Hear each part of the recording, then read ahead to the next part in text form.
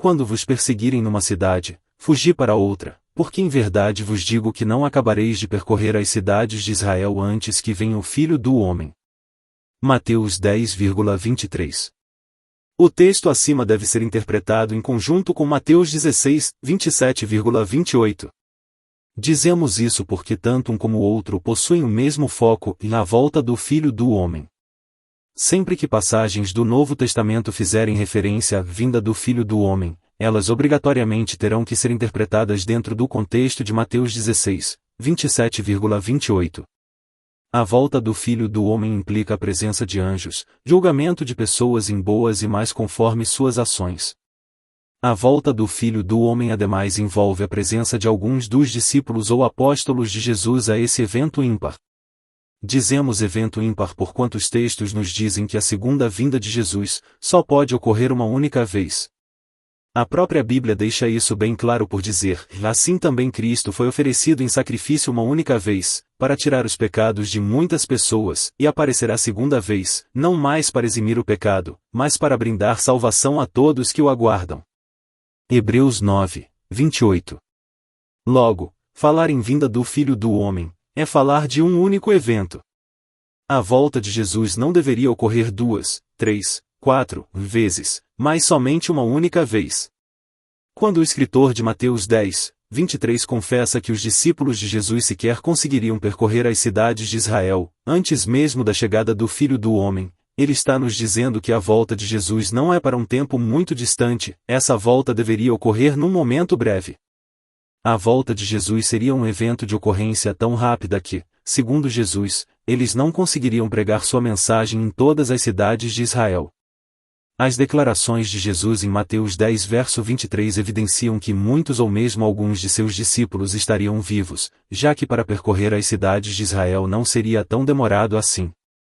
Percorrer todas as cidades de Israel não levaria 2.000, 4.000 ou 5.000 anos. Ademais, se Jesus disse que seus discípulos não terminariam a pregação evangélica sobre as cidades de Israel antes de sua volta, então, isso é sinal de que eles estariam vivos.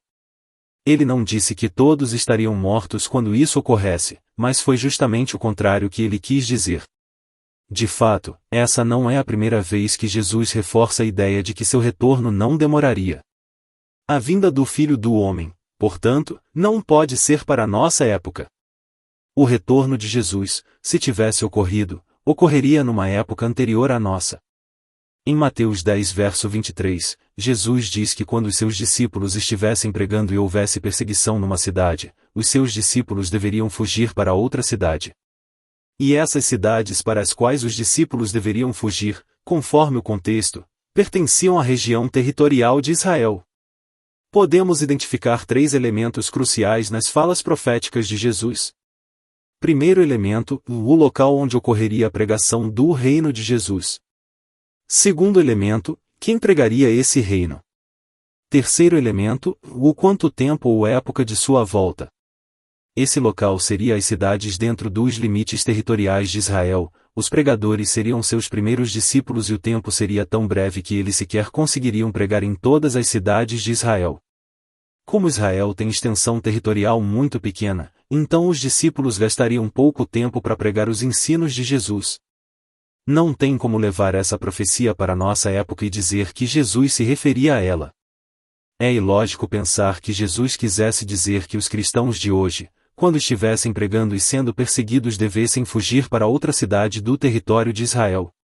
É contrassenso interpretar essa passagem de forma que ela queira dizer que um cristão do Brasil, quando estivesse sofrendo perseguição, ele devesse fugir do Brasil e fosse para outra cidade de Israel. Se a perseguição era global, logo não haveria uma outra cidade que o cristão pudesse se sentir seguro. Assim, ficou demonstrado claramente aqui que a volta de Jesus, qual Filho do Homem, se daria numa época em que seus seguidores estariam pregando suas mensagens na terra de Israel e não no mundo. Não foi por nada que Jesus também disse que seus discípulos não deveriam sequer pregar em terras gentias e muito menos em terras pertencentes a samaritanos, mas tão somente em terras israelitas.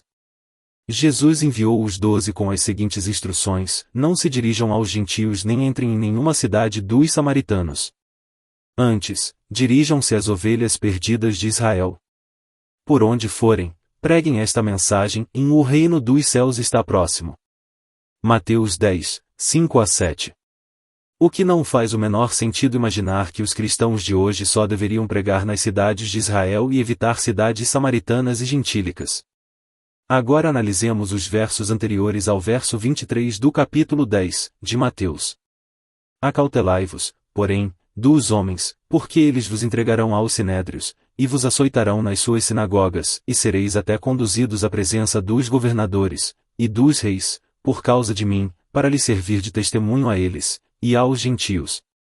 Mateus 10, 17,18. Essa passagem tem um outro elemento muito específico que faz com que as palavras de Jesus só poderiam estar sendo dirigidas aos seus discípulos. Que elemento seria esse? Notem que Jesus exortou que seus discípulos deveriam tomar cuidado com os homens e não com as mulheres. Embora o termo grego, tântropos, usado na passagem possa se referir tanto a homens quanto mulheres, o contexto, porém, exclui essa última possibilidade, devendo, portanto, se referir tão somente a homens. Por quê? Porque os homens ao qual o contexto se refere não poderiam ser mulheres, porque esses homens exerceriam cargo de autoridade em sinagogas e sinédrios. E, sabemos que, em sinagogas e sinédrios, mulheres nunca exerceram autoridade alguma, sempre foram homens judeus que a exerceram. Portanto, as palavras dizem respeito a uma época do passado, época extremamente machista, em que homens exercem poder de comando e não mulheres.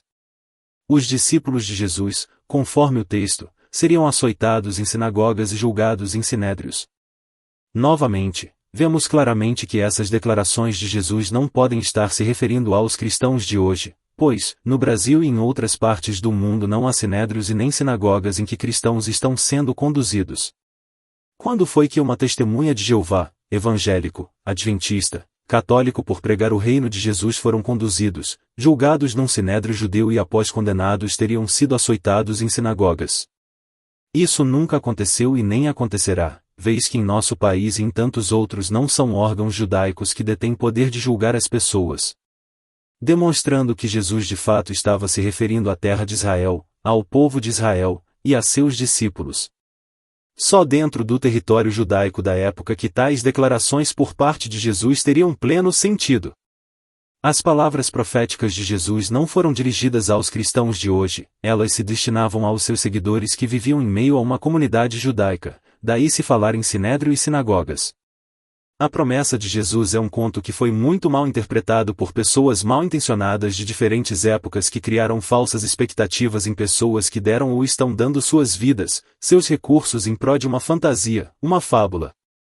Uma promessa que era para ser breve, mas que já dura mais de 2000 anos. Você não se dá conta de que todo esse tempo é prova mais que suficiente de que tudo não passa de uma invenção religiosa literária?